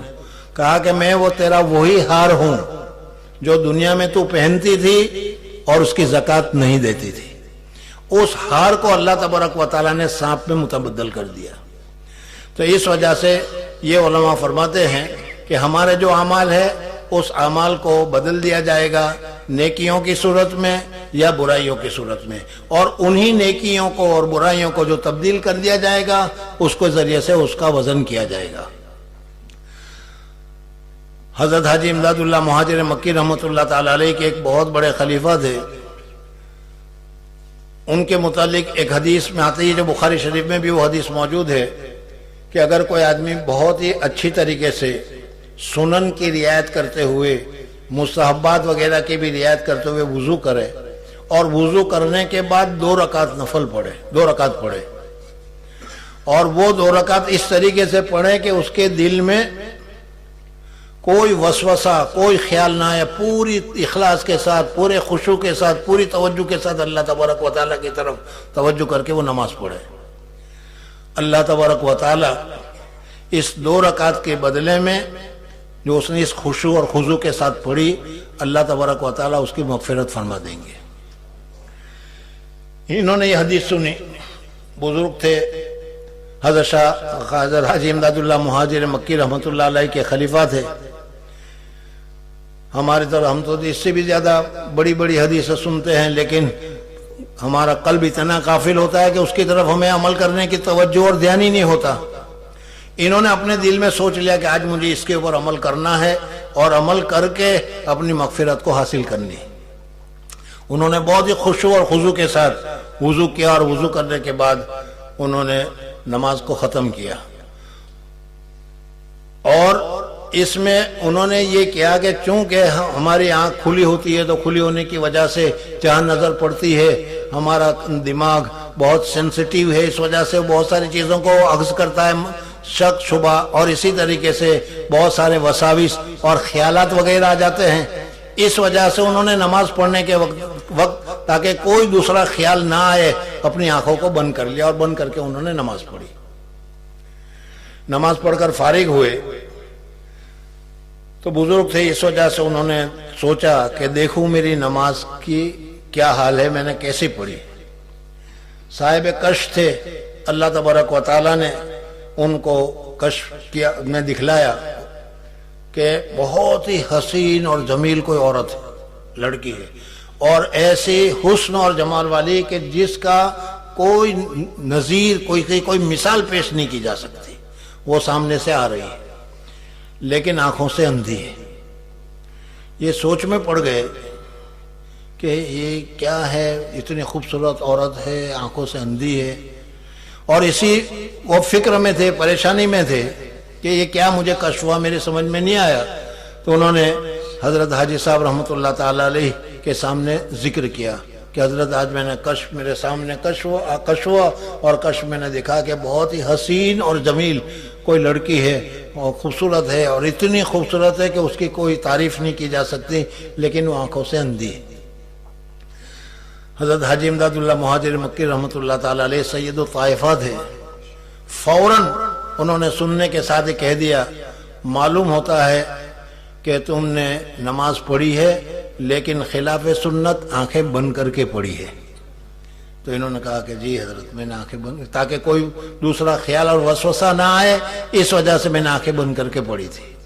حضرت نے فرمایا کہ وہی تمہارا عمل جو تھا نماز، وہ وہاں پر حور کی شکل میں اللہ تبارک و تعالیٰ نے دکھلا دیا. بہرحال یہ دوسرا قول ہے کہ اللہ تبارک و تعالیٰ ہمارا جو اعمال ہے اس اعمال کو تبدیل کر دیں گے، اور اس تبدیل کے ذریعے سے اچھے اعمال جو ہوں گے اچھی شکل میں، اور برے اعمال جو ہوں گے برائی کی شکل میں ہوں گے. ان کے علاوہ اور بھی بہت سارے جواب دیے جاتے ہیں. ان میں سے ایک یہ ہے کہ آدمی کو خود وزن کیا جائے گا، اور اس کے لیے حضرت عبداللہ ابن مسعود رضی اللہ تعالیٰ عنہ کی حدیث اس سلسلے میں پیش کی جاتی ہے. بہرحال امام بخاری رحمۃ اللہ تعالیٰ علیہ ان ساری چیزوں کو ذکر کرنے کے بعد فرماتے ہیں وَأَنَّ أَعْمَالُ بَنِي آدم وَقَوْلُهُمْ يُوزَنُ. امام بخاری رحمۃ اللہ نے فیصلہ کر دیا کہ اللہ تبارک و تعالیٰ جس کو اب ہم کہتے ہیں یہ عوارض ہے، پتہ نہیں چلتا نماز ہے پڑھی کیا ہے اس کو کچھ پتہ نہیں چلتا، یہ اعراض میں سے ہے. اللہ تبارک و تعالیٰ قادر مطلق ہے. اللہ تبارک و تعالیٰ انہی کو وزن کریں گے. اقوال و بنی آدم، بنو آدم کے اقوال اللہ تبارک و جو قول ہے جو ہم بولتے ہیں اس کو اللہ تبارک و تعالیٰ کے یہاں وزن کیا جائے گا. امام بخاری رحمۃ اللہ تعالیٰ علیہ نے ایک بات اس میں یہ فرمائی کہ مسلمانوں کس کس کا وزن ہوگا ایک دوسری مستقلاً بحث. اللہ تبارک و تعالیٰ کے سامنے حساب کتاب ہوگا. کیا سب کا حساب کتاب ہوگا؟ انبیاء کا بھی ہوگا یا نہیں؟ یا صرف مسلمانوں کا ہوگا یا مسلمانوں کا ہوگا یا کافروں کا ہوگا؟ یہ ایک مستقلاً بحث ہے اور مختلف اس میں اختلاف ذکر کیا جاتا ہے. بعض حضرات کہتے ہیں کہ انبیاء کا بھی حساب کتاب ہوگا، اور دلیل میں کہتے ہیں کہ حضور اقدس صلی اللہ علیہ وسلم نے خود دعا فرمائی ہے اللہم حاسبنی حسابا یسیرا. لیکن اس کا جواب یہ ہے کہ حضور اقدس صلی اللہ علیہ وسلم نے ایک حدیث میں فرمایا کہ میری امت میں سے ایک بڑا طبقہ 70,000 آدمی بغیر حساب کتاب کے جنت میں جائیں گے. جب حضور اقدس صلی اللہ علیہ وسلم کے امت کے 70,000 سے بھی 70,000 ہی مراد ہے یا کثرت مراد ہے، دونوں کو ذکر کیے جاتے ہیں. بہرحال اس سے اتنا تو معلوم ہوا کہ بعض حضرات ایسے ہوں گے کہ جن کا حساب کتاب نہیں ہوگا، بغیر حساب کتاب کے وہ جنت میں جائیں گے. بخاری شریف میں یہ حدیث موجود ہے. وہ 70,000 آدمی کی شان کے ساتھ جنت میں داخل ہوں گے. کہا کہ وہ سب نے ایک دوسرے کا ہاتھ پکڑا ہوا ہوگا اور ایک ہی ساتھ میں سارے کے سارے جنت میں داخل ہو جائیں گے. بہرحال حضور اقدس صلی اللہ علیہ وسلم نے حدیث بیان فرمائی. ایک صحابی کھڑے ہو کر کہا کہ یا رسول اللہ صلی اللہ علیہ وسلم میرے لیے دعا فرما دیجئے. حضور اقدس صلی اللہ علیہ وسلم نے ان کے لیے دعا فرما دی. جب صحابہ کرام رضوان اللہ تعالیٰ علیہ مجمعین کی ایک جماعت یا امت محمدیہ کی ایک جماعت بغیر حساب کتاب کے ہوگی تو پھر حضور اقدس صلی اللہ علیہ وسلم کا حساب کتاب کا تو کوئی سوال ہی پیدا نہیں ہوتا. تو پھر حضور اقدس صلی اللہ علیہ وسلم نے حاسبنی حسابا یسیرا کیوں کہا؟ اس کا جواب یہ ہے کہ حضور اقدس صلی اللہ علیہ وسلم نے عبدیت کی وجہ سے، چونکہ حضور اقدس صلی اللہ علیہ وسلم اتنے اونچے درجے پر تھے لیکن پھر بھی اللہ تبارک و تعالیٰ کے عبد تھے، بندہ تھے، اس وجہ سے حضور اقدس صلی اللہ علیہ وسلم نے اپنے لیے کہا کہ اللہم حاسبنی حسابا یسیرا، اللہم اغفر لی، یا اللہ میری مغفرت فرما، یا استغفر اللہ جو حضور اقدس صلی اللہ علیہ وسلم نے پڑھا اس وجہ سے پڑھا. یا دوسرا جواب یہ ہے کہ حضور اقدس صلی اللہ علیہ وسلم کے شان کے اعتبار سے اگر کوئی خطا ہوئی ہو، ہر ایک کی اپنے طور پر ہوتی ہے، بعض چیزیں ہمارے لیے کیا ہے برائی کی ہوتی ہے، لیکن بڑے آدمیوں کے لیے جو اچھا ہے وہ بھی برائی سمجھی جاتی ہے. حسنات الابرار سیئات المقربین ذکر کیا گیا ہے. تو اس طریقے سے اگر حضور اقدس صلی اللہ علیہ وسلم کے شان جو چیزیں ہوگی اس کا تذکرہ ہوگا. خیر بہرحال یہ حضور اقدس صلی اللہ علیہ وسلم نے یہ فرما دیا کہ 70,000 آدمی بغیر حساب کتاب کے جنت میں جائیں گے. علماء نے اسی وجہ سے لکھا ہے کہ جن کے نامہ اعمال میں صرف خیر ہی خیر ہوگی، شر یا گناہ کا کوئی جذبہ یا گناہ کا کوئی حصہ ہی نہیں ہوگا، ان کو اللہ تبارک و تعالیٰ حساب کتاب کے لیے نہیں رکھیں گے، ان کو تو بغیر حساب کتاب کے اللہ تعالیٰ جنت میں داخل کر دیں گے. اور اسی طریقے سے جس کے نامہ اعمال میں کفر اور شرک इस्यान और सरकशी, जुल्म और नाफरमानी, सिर्फ यही होगी। कभी किसी किस्म का कोई फैल खैर किया ही नहीं होगा, वो भी बगैर हिसाब किताब के अल्लाह तबारक व तआला पहले ही उसे कहेंगे कि जहन्नम में चले जाओ, और इनके अलावा दूसरे हजरात जो रह जाएंगे उनका हिसाब किताब होगा। इमाम बुखारी रहमतुल्लाह ताला अलैह बनी आदम का लफ्ज कहकर उसकी तरफ इशारा फरमा रहे हैं कि हजरत आदम अलैहिस्सलातु वस्सलाम की औलाद में से जो भी होंगे, चाहे वो मुसलमान हो, चाहे वो मोमिन हो, चाहे वो आलिम हो, चाहे वो गैर आलिम हो, चाहे वो मुसलमान हो, चाहे वो गैर मुस्लिम हो, चाहे वो यहूदी हो या नसरानी हो, सबको अल्लाह तबारक व तआला के सामने हाजिर होना है, अल्लाह तबारक व तआला के सामने हिसाब लेना है। और कौलो बनु आदम जितने भी होंगे जो हजरत आदम अलैहिस्सलातु वस्सलाम के औलाद में से होंगे, उनका हिसाब किया जाएगा। व आमाल बनी आदम व कौलहुम यूज़न। वकाल मुजाहिद, ये बहुत बड़े मुफस्सिर गुजरे हैं, वो फरमाते हैं कि अल-क़ुस्तास या अल-क़िस्तास दोनों तरीके से पढ़ा गया है, इसका माना है अदल के हैं। ये रूमी ज़बान का लफ्ज़ है। यहाँ फिर सवाल ये पैदा होता है कि रूमी ज़बान का लफ्ज़ है, कुरान में कैसे आ गया? तो इसके मुतालिक भी बहुत ज़्यादा तफसील से जिक्र किया गया है कि बाज़ अल्फाज ऐसे हैं कि दूसरी ज़बानों के हैं, लेकिन हमारी ज़बान में इतनी कसरत के साथ वो इस्तेमाल हो गए हैं कि हमारी ज़बान में भी उस अल्फाज को समझने के लिए लुगात को लिखने की बैठने की ज़रूरत नहीं पड़ती, बल्कि समझ में आ जाता है। जैसे मसलन पोस्टमैन, पोस्ट और मैन दोनों इंग्लिश लफ्ज़ है, लेकिन हमारी गुजराती ज़बान में इतना आम हो गया है कि अगर अपने गांव में भी अगर कोई आदमी कहता है कि पोस्टमैन आ गया तो तहक़ीक़ की ज़रूरत नहीं पेश आती। तो इसी तरीके से ये अल्फाज जो हैं दूसरी ज़बान के कुरान पाक में आ गए हैं। चुनांचे बहुत सारे किताबें इस सिलसिले में भी लिखी गई और बताया गया कि कुरान के कितने अल्फाज गैर ज़बान के हैं जो इसमें जिक्र किया गया है। यहाँ पर असल में एक सवाल का जवाब था कि कुरान पाक तो कहता है कि अरबी मुबीन, फिर इसमें दूसरी ज़बान के जवाब कहाँ से आ गए? तो उसके शुरा जवाब देते हैं कि कुरान पाक ये पूरी दुनिया की किताब है, ये सिर्फ मुसलमानों की किताब नहीं, ये अल्लाह तबारक व तआला ने पूरी दुनिया के लिए और पूरी दुनिया के इंसानों के लिए अल्लाह तबारक व तआला ने इसको भेजी है। इस वजह से दुनिया में जो अल्फाज जो ज़बानें इस्तेमाल होती है उन ज़बानों के अल्फाज भी उनमें कुरान पाक में जिक्र किया जाता है। इत्कान वगैरह में उसकी पूरी तफसील मौजूद है। बहरहाल मुसन्निफ़ रहमतुल्लाह ताला अलैह ने इन सारे अब्वाब को जिक्र करने के बाद मैं मुख्तसर करके चलता हूँ। हदीस जिक्र की जो सबसे आखिरी हदीस है, हद्दसना अहमद इब्न अशकाब या अहमद इब्न इश्काब क़ाल हद्दसना मोहम्मद इब्न फुज़ैल अन अमारत इब्न अल-क़अक़ा अन अबी ज़ुरा अन अबी हुरैरा रज़ियल्लाहु तआला अन्हु। ये हज़रत अबू हुरैरा रज़ियल्लाहु तआला अन्हु की हदीस है जो हज़रत अबू हुरैरा रज़ियल्लाहु तआला अन्हु जिक्र कर रहे हैं। एक ख़ास नुक्ते की बात वो है जो हज़रत अक़दस शेखुल हदीस साहब रहमतुल्लाह ने फरमाई, वो मैं बता रहा हूँ कि हज़रत अबू हुरैरा रज़ियल्लाहु तआला अन्हु से रिवायत करने वाले अबी ज़ुरा वो वाहिद है, अबू ज़ुरा से रिवायत करने वाले अमारा इब्न क़अक़ा ये भी अकेले ही है। यानी हदीस की इस्तिलाह में इस हदीस को हदीस गरीब कहा जाता है। इमाम बुखारी रहमतुल्लाह ताला अलैह ने सबसे पहले हदीस जिक्र की इन्नमल अमालु बिन्निय्यात, उसमें हज़रत उमर फारूक रज़ियल्लाहु तआला अन्हु से रिवायत जिक्र की, वो भी हदीस गरीब है। और ये सबसे आखिरी हदीस ये भी हदीस गरीब है। सवाल ये पैदा होता है कि 9 लाख हदीसें जिनको याद थी, इनको हदीस गरीब जिक्र करने की क्या वजह? हालांकि आजकल जो सलफ़ी हजरत कहा जाता है वो हमारे ऊपर इश्काल करते हैं कि इनका मज़हब इमाम अबू हनीफा का वो गरीब है। हिदायत में आप देखोगे हर हदीस के नीचे लिखा हुआ होगा जो हमारी दलील बयान की गई उसमें हाज़ा हदीसुन गरीबुन। तो इमाम बुखारी रहमतुल्लाह ताला अलैह बताना चाहते हैं कि गरीब होने की वजह से वो हदीस ज़ईफ़ नहीं हो जाती। अगर गरीब होने की वजह से अगर वो हदीस ज़ईफ़ हो जाती होती तो इमाम बुखारी रहमतुल्लाह अलैह की पहली हदीस और इमाम बुखारी रहमतुल्लाह अलैह की सबसे आखिरी हदीस गरीब है। क्या जवाब दोगे इसका?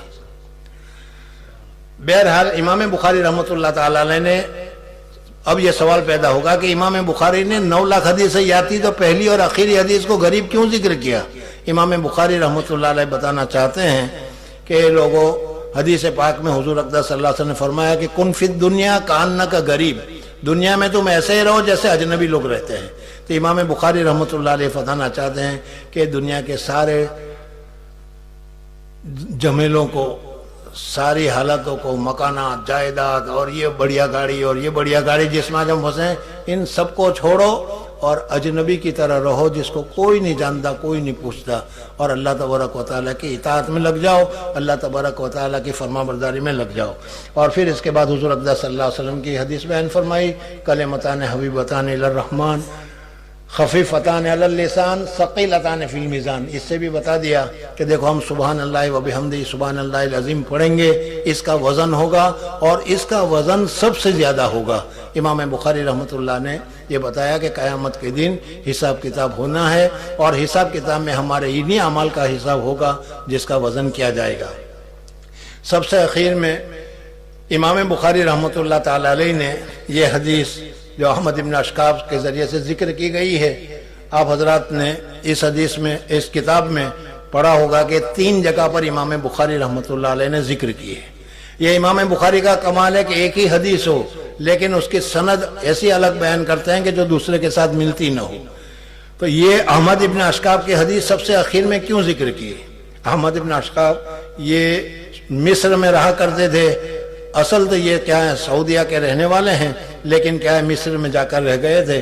بہرحال امام بخاری رحمۃ اللہ تعالی علیہ نے ان کے انتقال سے کچھ مہینے پہلے یہ حدیث مصر میں امام بخاری نے ان کو سنائی تھی، سیکھی تھی، اور پھر اس کے بعد امام بخاری رحمۃ اللہ علیہ نے حدیث سنانے کے تقریباً 16 مہینے کے بعد ان کا انتقال ہو گیا۔ شعراء کہتے ہیں کہ چونکہ اس حدیث کے بعد امام بخاری رحمۃ اللہ علیہ نے ان سے کوئی حدیث نہیں سنی، اس وجہ سے امام بخاری رحمۃ اللہ علیہ نے سب سے اخیر میں حدیث یہ احمد ابن اشکاب کے واسطے سے ذکر کی۔ بہرحال امام بخاری رحمۃ اللہ تعالی علیہ اس میں ایک دوسری چیز بھی بتانا چاہتے ہیں، اور وہ یہ ہے کہ اصل اعتبار جو ہے وہ خاتمہ کا ہے۔ العبرۃ للخواتم، عبرت اور خاتمہ کا اعتبار کیا جاتا ہے۔ اس وجہ سے ہمیں دعا بھی کرتے رہنا چاہیے کہ اللہ تبارک و تعالی ہمارا خاتمہ بالخیر فرمائے۔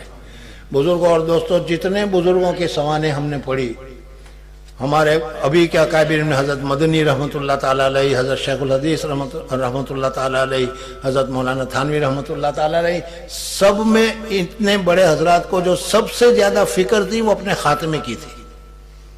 آج ہمیں اپنے خاتمے کی کوئی فکر نہیں۔ حضرت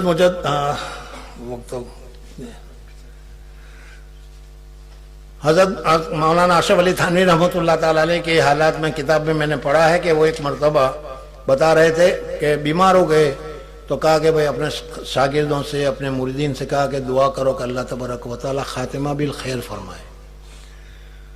تو انہوں نے کہا کہ حضرت آپ کو بھی خاتمے کی فکر ہے، آپ تو مجدد وقت ہے۔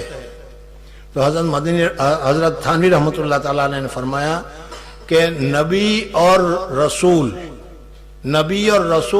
یہ تو مطمئن ہے کہ ان کا تو خاتمہ ایمان پر ہوگا، لیکن نبی اور رسول کے علاوہ کوئی مطمئن نہیں ہے کہ پتہ نہیں اس کا خاتمہ کیا ہو۔ اللہ تبارک و تعالی ہمارا خاتمہ خیر فرمائے اور ایمان کے ساتھ فرمائے۔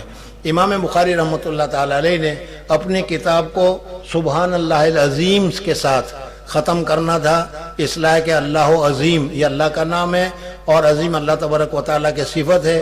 اپنی کتاب اللہ کے نام کے ساتھ ختم ہو، خاتمہ بالخیر ہو، اس وجہ سے امام بخاری رحمۃ اللہ علیہ نے 2 سندوں کے ساتھ جو حدیث ہے اس میں الفاظ کچھ آگے پیچھے ہیں، اور اس میں سبحان اللہ العظیم اخیر میں ہے، اس وجہ سے انہوں نے ذکر کیا اور بتا دیا کہ جیسا کہ ہم لوگ یہ سمجھے ہوئے ہیں کہ خاتمہ بالخیر اسی کا ہم سمجھتے ہیں کہ جس نے مرنے سے پہلے لا الہ الا اللہ محمد الرسول اللہ پڑھ لیا ہو۔ صحیح ہے، جس نے لا الہ پڑھ لیا اس کا خاتمہ خیر ہے، لیکن لا الہ یہی کوئی ضروری نہیں۔ حضور اقدس صلی اللہ علیہ وسلم کے متعلق ذکر کیا جاتا ہے، حضرت عائشہ صدیقہ رضی اللہ تعالیٰ عنہ کی روایت ہے، حضور اقدس صلی اللہ علیہ وسلم بے ہوش ہو گئے، ہوش میں آئے، اور اخیر میں حضور اقدس صلی اللہ علیہ وسلم نے اپنے چھت کی طرف نظر اٹھائی، اور نظر اٹھانے کے بعد فرمایا اللہم بالرفیق الاعلی، اور اتنا کہنے کے ساتھ ہی حضور صلی اللہ علیہ وسلم کے ہاتھ گر گئے، انتقال ہو گیا۔ معلوم ہوا کہ حضور اقدس صلی اللہ علیہ وسلم کی زبان مبارک سے سب سے اخیری الفاظ جو نکلے تھے وہ لا الہ الا اللہ نہیں نکلا بلکہ بالرفیق الاعلی۔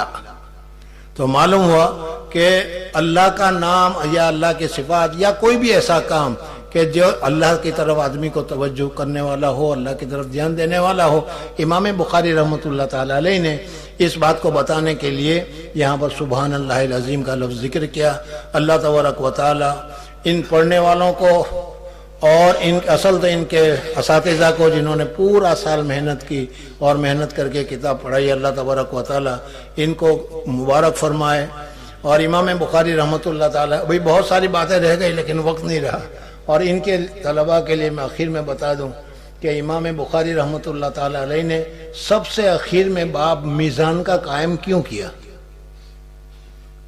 سارے ابواب آ گئے کہ نہیں، سب سے آخر میں میزان کا قائم کیوں کیا؟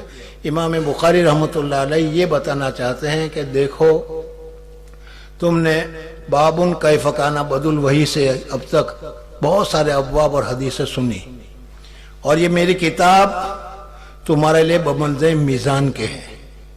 اب تم فارغ ہو رہے ہو، اس وجہ سے جو بھی کام کرو اس کو اس میزان کے اوپر، اس کتاب کے اوپر پیش کر کے دیکھ لینا کہ تمہارا کام شریعت کے مطابق ہے یا شریعت کے مطابق نہیں ہے۔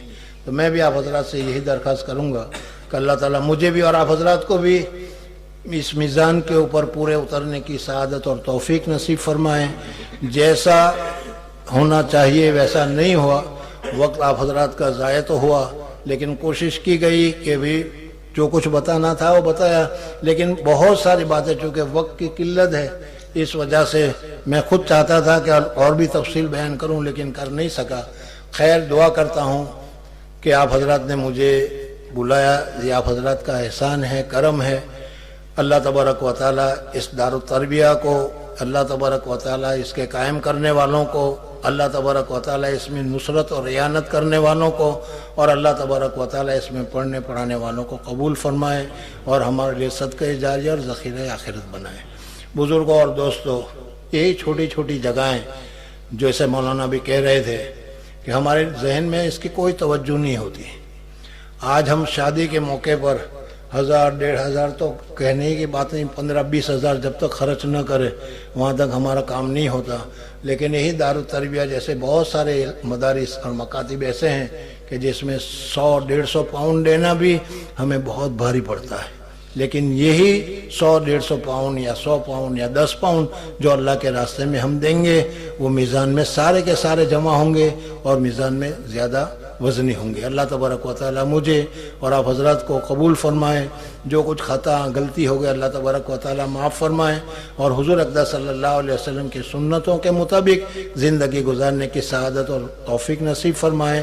اللہ تبارک و تعالیٰ ہمارے اساتذہ کو، امام بخاری کو، ان کے اساتذہ کو، اور جو لوگ حدیث اور فقہ اور تفسیر یا دین کی کسی لائن سے بھی کسی چیز میں محنت کر رہے ہیں، اللہ تبارک و تعالیٰ ان کو دارین میں بہت بہترین جزائے خیر نصیب فرمائیں، اور جب تک ہم دنیا میں رہیں حضور اقدس صلی اللہ علیہ وسلم کے طریقے پر کامل اخلاص کے ساتھ عمل کرنے کی ہمیں سعادت اور توفیق نصیب فرمائیں۔ وآخر دعوانا الحمدللہ رب العالمین۔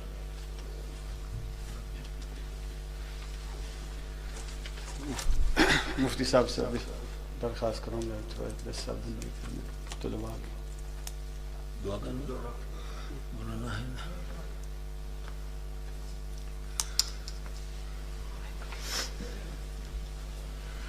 بھئی جیسا کہ میں نے ابھی بتایا کہ یہ دعا کی مجلس ہے، اور واقعی میں ختم بخاری کے بعد جو دعا ہوتی ہے بہت ہی زیادہ قبول ہوتی ہے، اس وجہ سے اپنے لیے دعا کیجئے۔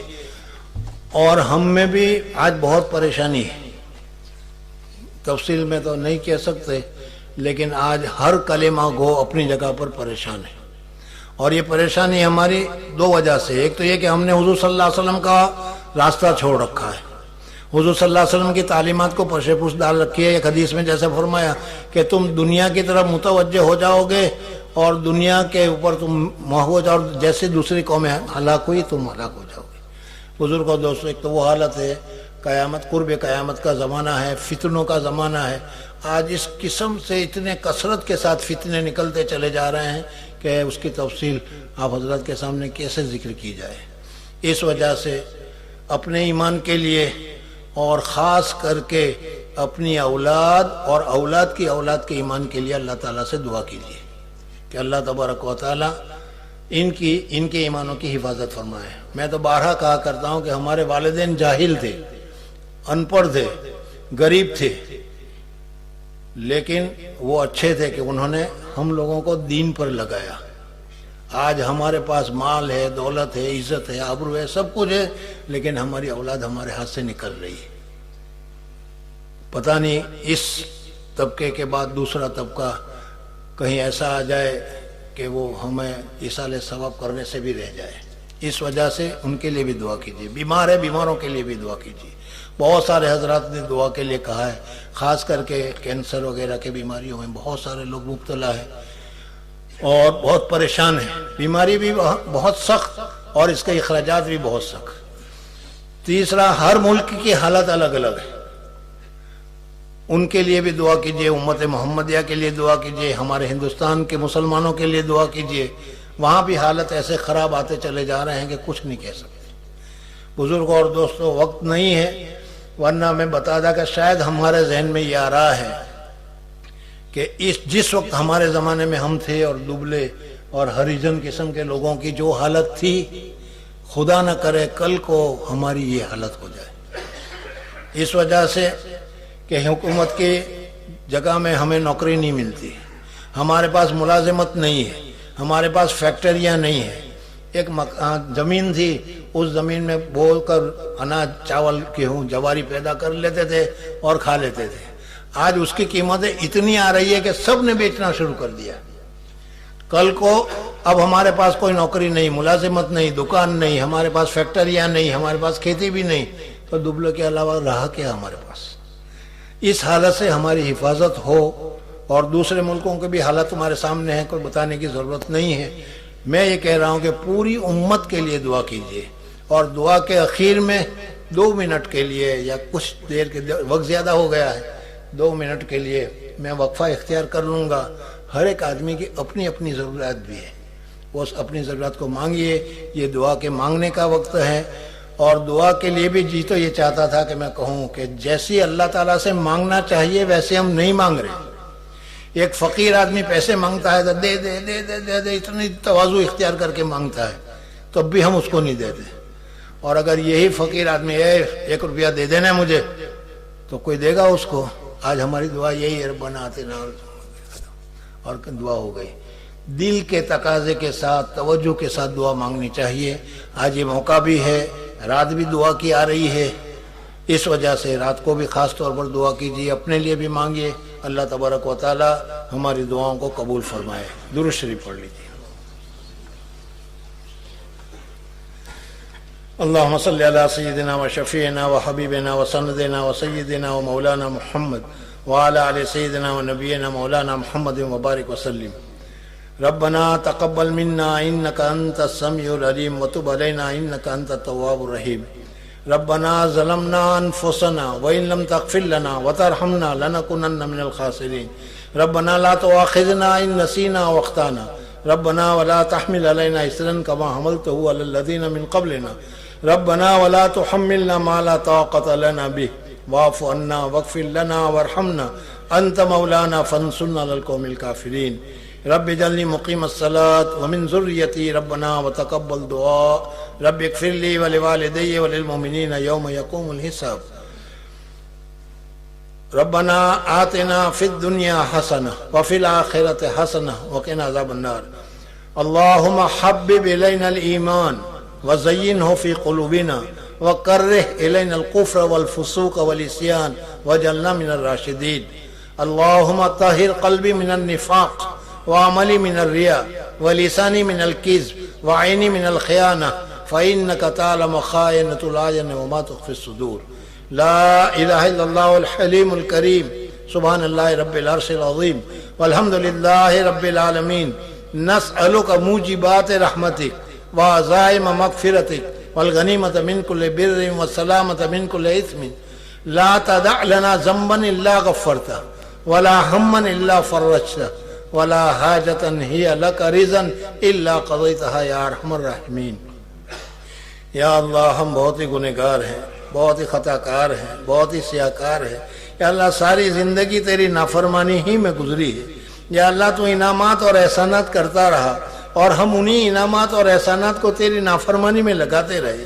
یا اللہ تو نے ہمیں رزق عطا فرمایا، عافیت عطا فرمائی، اولاد عطا فرمائی، ساری سہولتیں ہمیں تو نے عطا فرمائی، لیکن یا اللہ ہم تیری طرف متوجہ ہونے کی بجائے دنیا کی طرف متوجہ ہو گئے، تیری نافرمانی میں لگ گئے۔ یا اللہ ہمارا کوئی وقت ایسا نہیں گزرا جو ہم نے تیری نافرمانی میں نہ گزارا ہو۔ یا اللہ ہم اپنے کیے پر نادم ہیں، یا اللہ ہم اپنے کیے پر شرمندہ ہیں، یا اللہ اپنے گناہوں کا اقرار کر رہے ہیں۔ یا اللہ تو نے فرمایا ہے یا عبادی الذین اسرفوا لا تقنطوا من رحمت اللہ، تیری رحمت سے ہم نا امید نہیں ہے۔ یا اللہ ہماری پوری مغفرت فرما دے، ہمارے سارے گناہوں کو معاف فرما دے، ساری خطاؤں سے درگزر فرما دے۔ یا اللہ ہماری پوری مغفرت فرما دے، ہمارے والدین کی مغفرت فرما دے، ہمارے اساتذہ کی مغفرت فرما دے، ہمارے بیوی بچوں کی مغفرت فرما دے، ہمارے گھر والوں کی مغفرت فرما دے۔ یا اللہ ہمارے ملک والوں کی مغفرت فرما دے۔ یا اللہ اس مجلس میں شریک ہونے والوں کی مغفرت فرما دے۔ یا اللہ پوری امت محمدیہ کی مغفرت فرما دے۔ یا اللہ پوری امت بہت ہی پریشانی میں مبتلا ہے۔ یا اللہ پوری امت پر ہر جگہ سے ظلم و زیادتی کی جا رہی ہے۔ یا اللہ تیرے علاوہ کوئی نصرت کرنے والا نہیں، مدد کرنے والا نہیں، حفاظت کرنے والا نہیں۔ یا اللہ حضور اقدس صلی اللہ علیہ وسلم کا امتی جہاں کہیں بھی ہو اس کی پوری حفاظت فرما، اس کی عزت و آبرو کی حفاظت فرما، جان و مال کی حفاظت فرما۔ یا اللہ محض اپنے فضل و کرم سے پوری امت کو عافیت نصیب فرما۔ یا اللہ تمام ابتلاؤں سے چھٹکارا نصیب فرما۔ یا اللہ ہم کیسے بھی ہیں لیکن تیری وحدانیت کا اقرار کرتے ہیں، تیرے رسول پاک صلی اللہ علیہ وسلم کے امتی ہے، اپنے رسول کے طفیل۔ یا اللہ ہمارے حال پر رحم فرما، پوری امت کے حال پر رحم فرما۔ یا اللہ خصوصاً ہمارے اس ملک میں مسلمانوں کے حال پر رحم فرما۔ یا اللہ مسلمان کو تمام ابتلا اور آزمائش سے حفاظت فرما۔ یا اللہ تیرے وحدانیت کی اور تیرے رسول پاک کی سنتوں کے مطابق زندگی گزارنے کی ہمیں سعادت اور توفیق نصیب فرما۔ یا اللہ دنیا کی طرف ہم متوجہ ہو گئے ہیں، دنیا کے جاہ و جلالی کی طرف ہم متوجہ ہو گئے ہیں۔ یا اللہ ہمارے دلوں کو تیرے رسول صلی اللہ علیہ وسلم کی لائی ہوئی شریعت کی طرف پھیر دے۔ یا اللہ ہمیں دنیا کی محبت ہمارے دلوں سے نکال دے، مال کی محبت ہمارے دلوں سے نکال دے، تمام رذائل سے اور اخلاق رذیلہ سے ہماری حفاظت فرما دے، اخلاق حسنہ سے ہمیں مزین فرما دے۔ یا اللہ محض اپنے فضل و کرم سے ہمارے حال پر رحم فرما۔ یا اللہ ہماری اولاد کے حال پر رحم فرما، اولاد کے حال پر رحم فرما۔ یا اللہ یہ اولاد اپنے راستہ چھوڑتے ہوئے چلی جا رہی ہے۔ یا اللہ ہم کچھ بھی اس کے لیے نہیں کر سکتے، جو تجھی سے دعا کرتے ہیں تو ہی ہم کو رشد و ہدایت عطا فرما، صلاح اور فلاح عطا فرما۔ یا اللہ ان کے ایمان کو محفوظ فرما۔ یا اللہ ان سب کو تیرے محبوب اور مقرب بندوں میں شامل فرما، نفسانیت اور شیطانیت سے ہماری پوری حفاظت فرما۔ یا اللہ محض اپنے فضل و کرم سے تیری عبادت کرنے کی، تیرے احکامات کے اوپر زندگی گزارنے کی ہمیں سعادت اور توفیق نصیب فرما۔ یا اللہ محض اپنے فضل و کرم سے ہمارے حال پر رحم فرما۔ یا اللہ پوری دنیا کے مسلمانوں کے حال پر رحم فرما، خصوصاً ہندوستان کے مسلمانوں کے حال پر رحم فرما۔ یا اللہ کفر و شرک کے غلبے کو ختم فرما۔ یا اللہ محض اپنے فضل و کرم سے، محض اپنے لطف و کرم سے یا اللہ وہاں کے رہنے والوں کو اور وہاں جو بھی دین کا کام کر رہے ہیں سب کے کاموں کو قبول فرما، اور سب کو زیادہ سے زیادہ تیرے دین کی خدمت کی سعادت اور توفیق نصیب فرما۔ یا اللہ بہت سے لوگوں نے ہم کو، مجھے بھی اور بہت سارے لوگوں کو دعا کے لیے کہا ہے، لکھا ہے، یا ان کا ہم پر حق ہے، یا ان کا ہم پر احسان ہے۔ یا اللہ یا وہ کم سے کم ہم سے اچھی دعائے خیر کے طلبگار ہیں۔ یا اللہ تو علیم اور خبیر ہے، سب کی حاجتوں سے تو واقف ہے۔ یا اللہ ان سب کے لیے خیر و عافیت کی، رشد و ہدایت کی، صلاح اور فلاح کی، صحت و عافیت کی یا اللہ ہم دعا کرتے ہیں، محض اپنے فضل و کرم سے ہماری دعاؤں کو قبول فرما۔ یا اللہ تیری مخلوق کے اوپر رحم فرما، یا اللہ مسلمانوں کے حال پر رحم فرما۔ یا اللہ مسلمان جہاں کہیں کا بھی ہو اس کو حضور اقدس صلی اللہ علیہ وسلم کے طریقے پر سب کو درست فرما کر حضور اقدس صلی اللہ علیہ وسلم کے طریقے پر جمع فرما دے۔ یا اللہ محض اپنے فضل و کرم سے جہاں کہیں بھی دین کا کام ہو رہا ہے، جیسا بھی دین کا کام ہو رہا ہے اور تجھے پسند ہے، یا اللہ اس کے آبیاری فرما، نصرت فرما، مدد فرما۔ حفاظت فرما، اور یا اللہ خوب اس میں برکت پیدا فرما۔ یا اللہ محض اپنے فضل و کرم سے ہم سب کو اور ہماری اولاد کو اور اولاد کی اولاد کو رشد و ہدایت سے مالا مال فرما۔ تمام امراض سے اور خصوصاً امراض مزمنہ سے یا اللہ ہماری سب کی حفاظت فرما، سب کو شفائے کاملہ عاجلہ مستمرہ دائمہ نصیب فرما۔ یا اللہ ہمارے اعمال کو درست فرما دے، ہمارے اقوال کو درست فرما دے، اور اعمال اور اقوال کے درستگی کے ساتھ یا اللہ مرتے وقت کلمہ خیر کے ساتھ تیری طرف توجہ کے ساتھ یا اللہ کلمہ طیبہ اور کلمہ شہادت کے ساتھ اور تیرے نام کے ساتھ ہمیں اس دنیا سے جانا نصیب فرما۔ شیطانی اور تمام شیطانی قوتوں سے ہماری حفاظت فرما۔ یا اللہ ایمان تو نے ہمیں عطا فرمایا ہے، اس سلامتی کے ساتھ اس ایمان کے ساتھ دنیا سے جانا نصیب فرما۔ قبر کے عذاب سے ہماری حفاظت فرما۔ یا اللہ میدان حشر میں ہماری نیکیوں کو سب کو قبول فرما کر یا اللہ اس میں وزن پیدا فرما دے۔ یا اللہ ہر گناہ سے ہماری حفاظت فرما دے۔ یا اللہ محض اپنے فضل و کرم سے ہماری دعاؤں کو قبول فرما۔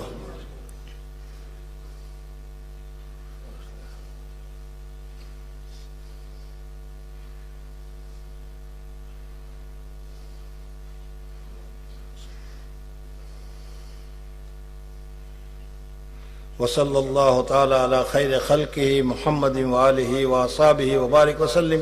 سبحان ربک رب العزت عما یصفون وسلام علی المرسلین والحمد للہ رب العالمین برحمتک یا ارحم الراحمین۔